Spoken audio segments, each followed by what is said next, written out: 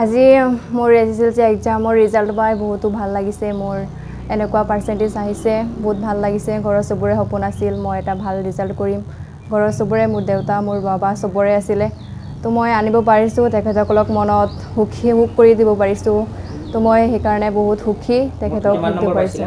87.33 percentage লৈ উত্তীৰ্ণ হৈছো মোট নম্বৰ কিমান 524 লেটাৰ কেটা বিষয় ছটা বিষয়ত লেটাৰ্স সৰকাৰি বিদ্যালয়ত অধ্যয়ন কৰিছিলে হয় সৰকাৰি বিদ্যালয় কি নাম বিদ্যালয় উদমাৰী উচ্চতৰ মাধ্যমিক বিদ্যালয় গাঁওখনৰ নাম তোমাৰ সিঙ্গাৰী কি নাম তোমাৰ নাম কি সুহানা ৰহমান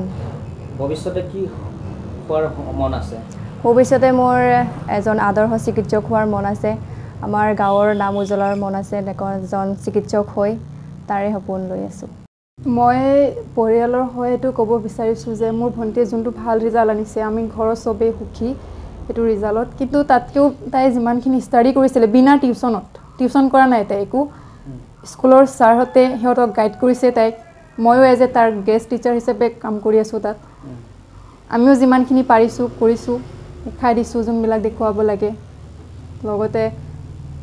আমাৰ ভন্টি যথেষ্ট কষ্ট কৰিছে ৰাতিলৈকে আমিতো শুই পৰিছো কিন্তু তাই বহুত কষ্ট কৰি পঢ়িছে ৰাতি দুটালৈকেও কেতিয়াবা পঢ়িছে এক্সামৰ আগত